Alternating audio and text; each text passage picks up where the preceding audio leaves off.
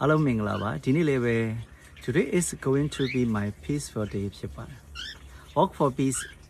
season, Lansham Lijare, Sarah Simpinia Garande, Tangaroria, through Pana Yauta Jababi. Yauta be the Nama Leve, the ocean Disiga, Chajoni, Net the Chunia Dida, Lady Ma, Hope your way, Lady Celebrity or some anybody. Every time Mama, Immidan Ginusia Gaune, Immidan Say Chandasia Gaune, Mingwenji, the Kugaro. Chachongi the Kurema, Crayan de Aosiari, Crayan Pongi de, Biro Burabada Tangarori, Nabiro Islam Bada Windy, Hindu Bada Windy, Bada Bounce on a Consuzi Nuswane, the Ninja is with a Gonsin Alma, a Tishi Nijare, Yaula Jare, Silo Nijare, Minguero, the Immidan Say Chanda Biro Ginusia Gaune, Minguema Chipa. So Edima Fondo Islam Bada Win. တယောက်ကနေပြီးတော့ဆရာတော်တွေကိုမေးတဲ့မေးခွန်းလေးအဲ့ဒီမေးခွန်းလေးနဲ့ဆရာတော်ဘိက္ခုဘောဓိဖြေသွားတဲ့အဖြေလေးကိုဘုန်းတို့အချင်းချုပ်လေးပေါ့အဓိပ္ပာယ်ရထလေးခြုံငုံမိအောင်ဘုန်းတို့နားလည်သလိုလေးပြန်လည်ပြီးတော့ရှင်းပြပေးသွားပါမယ်အဲ့ဒီမှာဒီအစ္စလမ်ဘာသာဝင်မေးသွားတာကဒါဘုန်းအမေးလေးတော့အင်္ဂလိပ်လိုလေးတစ်ချက်ဖတ်ပြပါမယ်နော်ဒီ YouTube မှာ Facebook မှာနောက်ဒီ TikTok တွေမှာလည်းဘာသာပြန်ပြီးသားလေးတွေရှိပါတယ်ဘာသာပြန်အာဘော်လေးတွေတော့နည်းနည်းကွဲကောင်းကွဲမယ်ပေါ့နော်ဘုန်းတို့ကတော့အဓိပ္ပာယ်ရထအဓိပ္ပာယ်နားလည်ယုံလောက်လေးပဲဘာသာပြန်ပြီးမှဖြစ်ပါတယ် How do we reconcile the belief that we must be at peace with our duty to act in the name of justice So how do we reconcile both our duty for justice and our belief of stillness တရားမျှတမှုလည်းရှိရမယ်ငြိမ်းချမ်းမှုလည်းရှိရမယ်အဲ့ဒီလိုတရားမျှတမှုရှိတယ်ငြိမ်းချမ်းမှုရှိတယ်ယုံကြည်မှုရအောင်ဘယ်လိုတည်ဆောက်မလဲဒီမေကွန်းလေးပေါ့အဲ့လိုမေးတဲ့အခါကျတော့ဒီဆရာတော်အရှင်ပညာကာရသူကိုယ်တိုင်မဖြစ်ဘဲနဲ့တကယ်ပညာတတ်ဆရာတော်ကြီးပါပဲအမေရိကန်နိုင်ငံသားသီလင်္ကာမှာရမ်းဖြစ်ပြီးတော့မာသတိပဏာနာတုတ်ပြီးတော့တာမညာဖလားတုတ်စသည်အဖြစ်မေခင်ရှစ်ပါအဲ့လိုတရားတော်တွေကျမ်းကျမ်းဂန်တွေကိုပါဠိဘာသာနဲ့အင်္ဂလိပ်ဘာသာကို commentator လောက်ထားတဲ့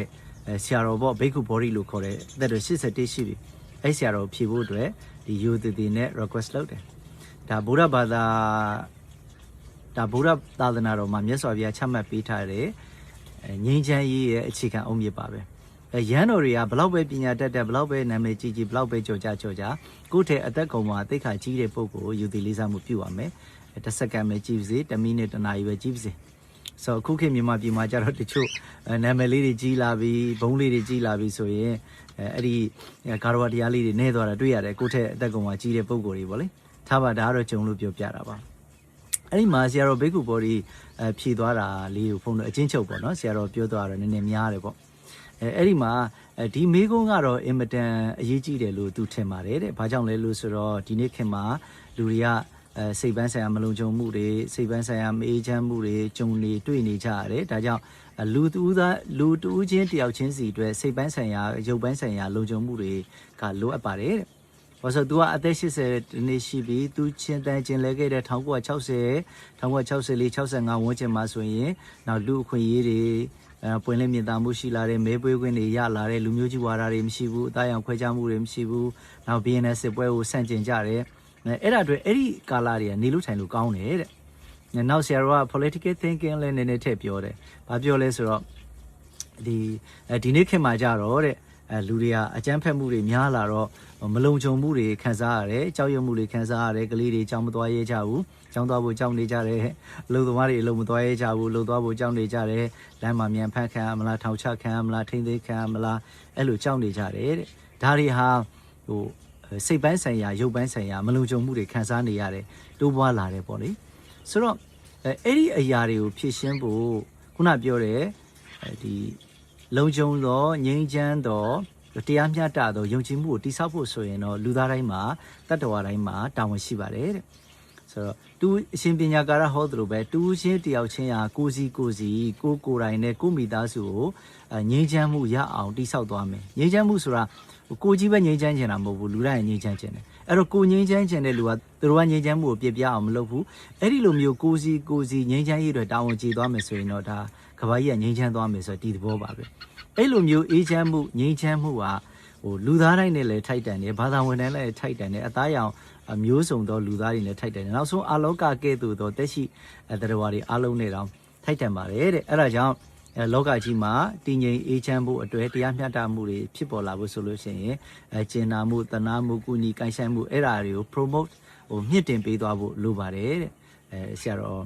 ဘိက္ခုဘောဓိယာဟောတော်တာဖြစ်ပါတယ်ဆိုတော့အဲ့လေးကိုအချင်းချုပ်ပြီးတော့ပုံမေးခွန်းနဲ့အဖြေပြန်ပြီးတော့ revision လုပ်ပေးရရင်ဒီမေးတဲ့မွတ်စလင်ဘာသာဝင်က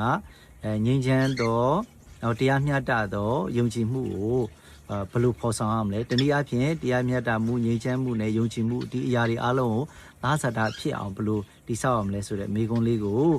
ဒီဆရာတော်ဘိက္ခုဘောဓိကတော့ဒီအားလုံးပါဝင်ပြီးတော့တည်ဆောက်မှသာဒီအရာကိုရနိုင်မယ်လို့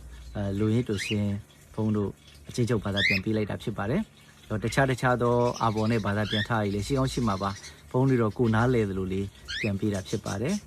ဒါကြောင့်အားလုံးသာသတာဖြစ်စွာညီညွတ်စွာငြိမ်းချမ်းသောတရားမျှတသောယုံကြည်မှုကိုကိုစီတာဝန်ယူနိုင်ကြပါစေအကောင့်ထဲပေါ်နိုင်ကြပါစေအမြန်ဆုံးမြန်မာပြည်နဲ့ကမ္ဘာကြီးငြိမ်းချမ်းပါစေ